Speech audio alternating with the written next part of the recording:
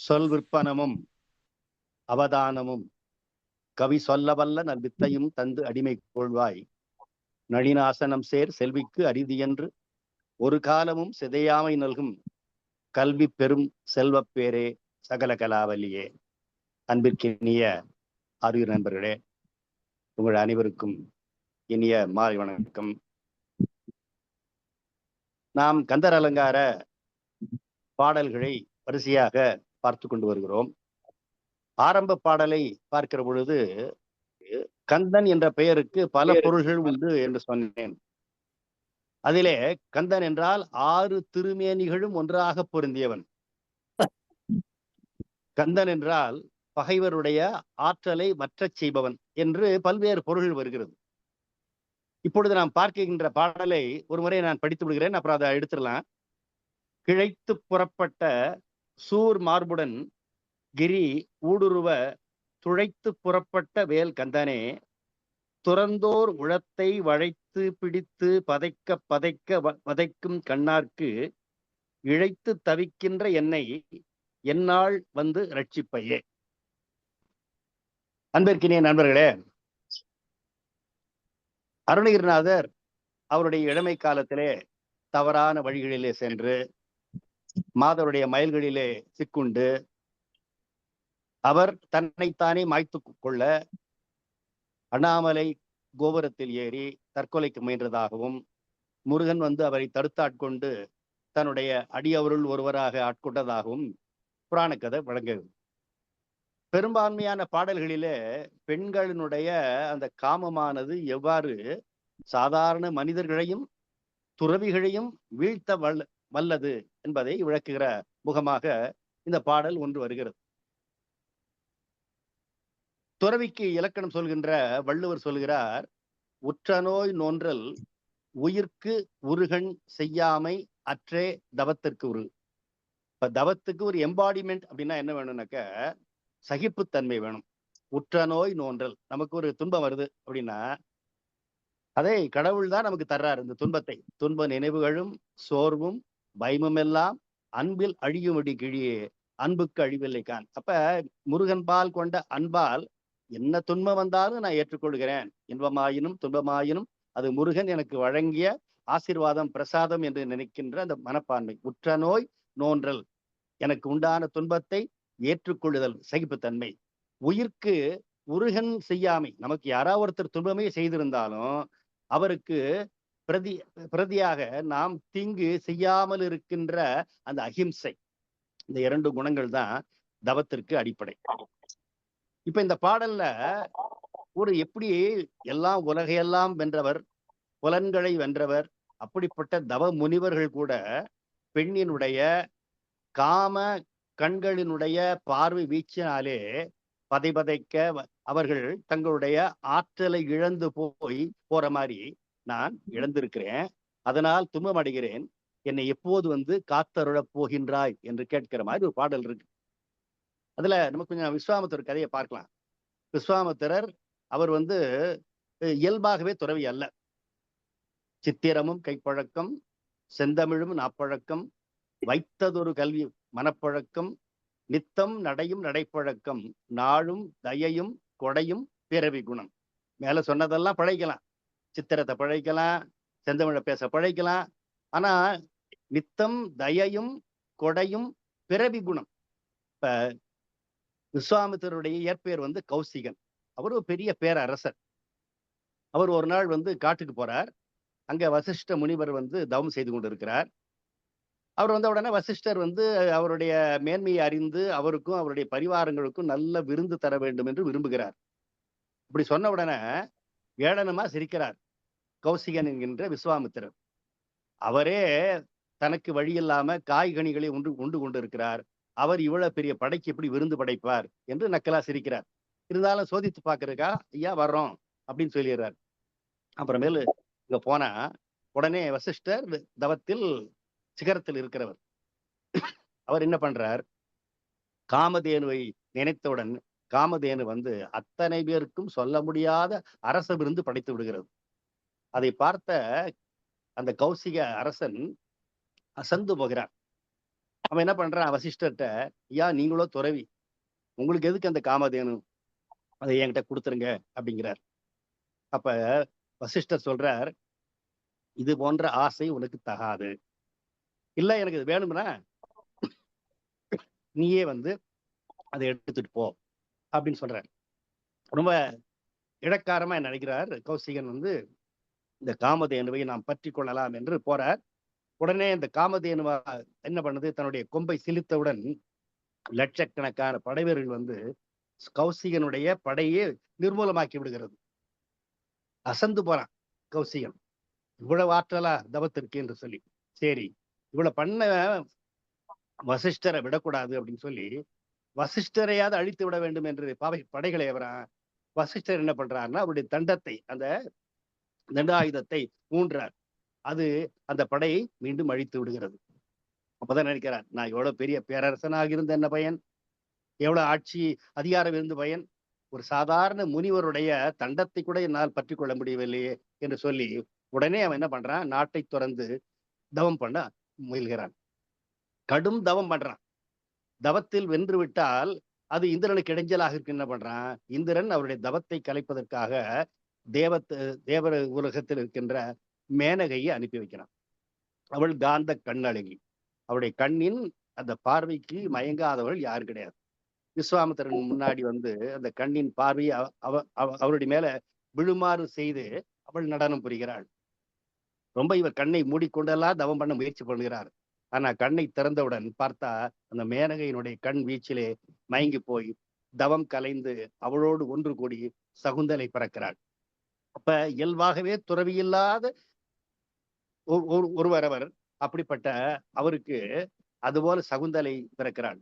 அதுதான் தவத்தினுடைய ஒரு அப்படிப்பட்ட தவ வலிமையுடைய விஸ்வாமித்திரருக்கு கூட அவருடைய தவத்தினுடைய ஆற்றலை கலைக்கின்ற அழகு மேனகைக்கு இருந்தது.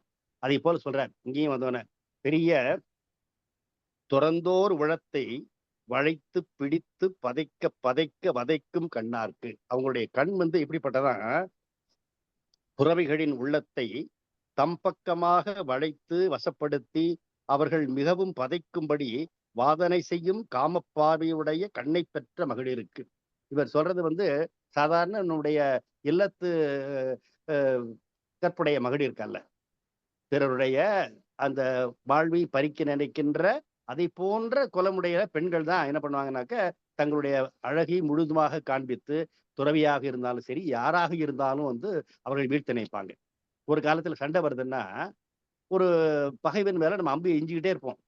என்ன செஞ்சாலும் சாக மாட்டான். அவனுடைய உயிர்நிலை வேற எங்கேயாவது இருக்குன்னு சொல்லுவாங்க.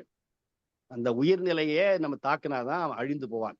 அதே போல கௌசிகனுக்கு என்னதான் வந்து தவம் பண்ணாலும் அவனுடைய வீக்னஸ் அல்லது அவனுடைய வலிமை குறைவு எதுனாக்க அவனுடைய இந்த காம உணர்வு தான்.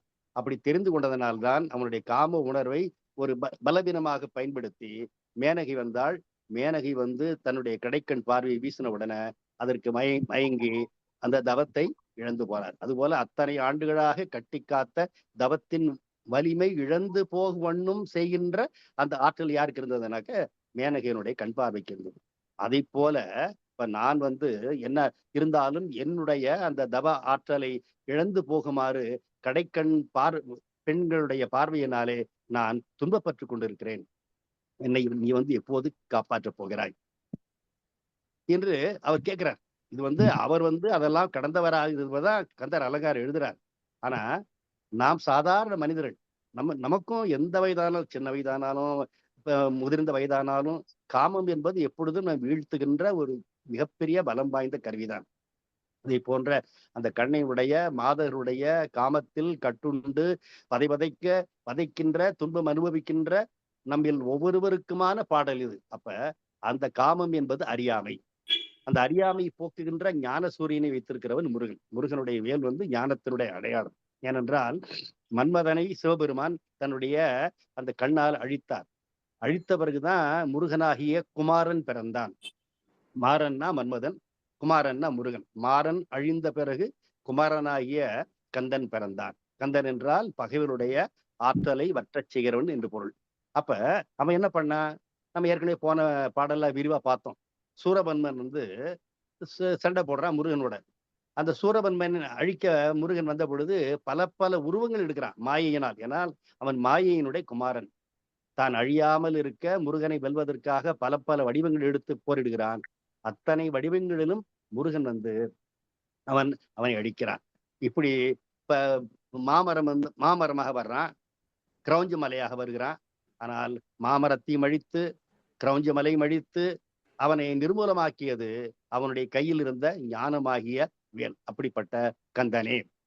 ஆகவே கிழைத்து புறப்பட்ட சூர் மார்புடன் கிரி ஊடுருவ துழைத்து புறப்பட்ட வேல் கந்தனே. பல உருவங்களாக பிரிந்து வெளிப்பட்ட சூரபன்மனுடைய மார்போடு கிரௌஞ்சகிரியும் ஒரே சமயத்தில் ஊடுருவும்படியாக துழைத்து வெளிப்பட்ட ஞானவேலுடைய கந்த பேரானே. அப்ப அவனுடைய மார்பு கவசமாக இருந்தது கிரௌஞ்ச மலை, அது வெள்ளி மலை. நம்ம ஒரு போது போறோம், நம்ம நல்ல யூனிஃபார்ம் போட்டிருக்கோம், மேல வந்து ஒரு புல்லட் ப்ரூஃப் ஜாக்கெட்டும் போட்டிருக்கோம்.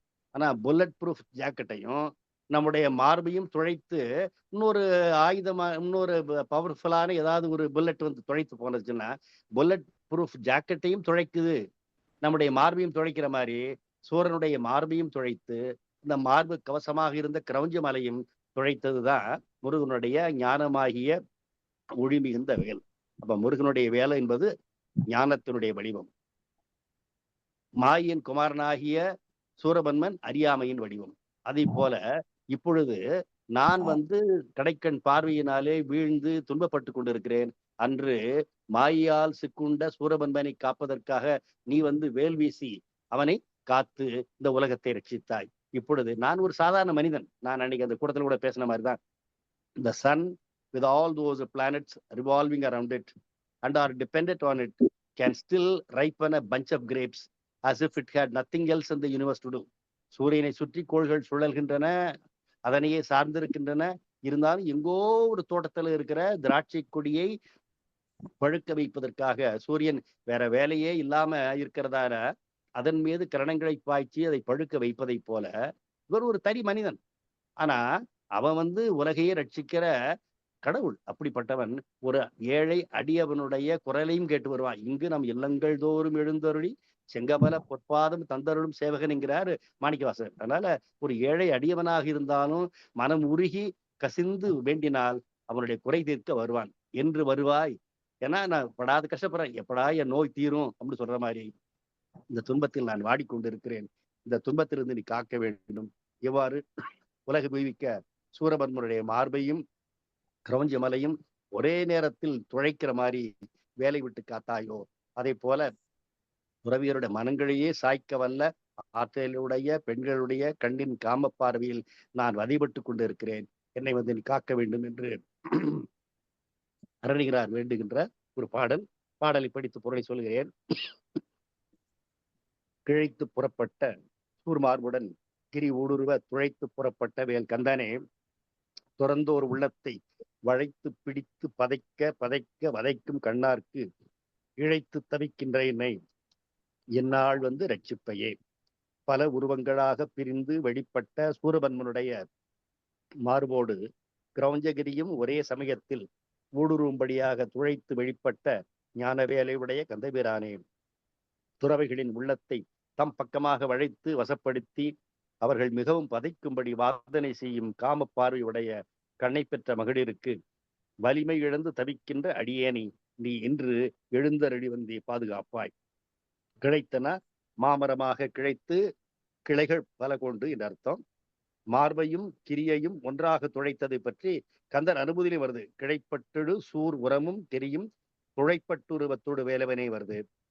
இழைத்தன வலிமை இழந்து என்று பொருள். ஆகவே இந்த பாடல் வந்து நான் முன்னே பார்த்த மாதிரிதான் ஒரு பெண்களுடைய காம பார்வை என்பது அல்லது காமம் என்பது துறவிகளுடைய சாய்க்கின்ற வல்லமை உடையது. அப்படிப்பட்ட வலிமையுடைய பெண்ணினுடைய காமத்திற்கு ஆட்பட்டு நான் துன்பப்பட்டு கொண்டிருக்கிறேன், என்னுடைய துன்பம் போக்க நீ வர வேண்டும் கந்தா என்று சொல்லி அருணகிரி பெருமான் இறைஞ்சுவதை போன்ற ஒரு அற்புதமான பாடல். இந்த பாடலுடைய பொருள் இந்த அளவிலே நான் நிறைவு செய்கிறேன். ஏதாவது உங்களுக்கு ஐயங்கள் இருந்தால் கேட்கலாம். கொஞ்சம் என்னை மன்னிக்கணும், சோர் துரோட்டு, அதனால சரியா பேச முடியல. பரவாயில்ல.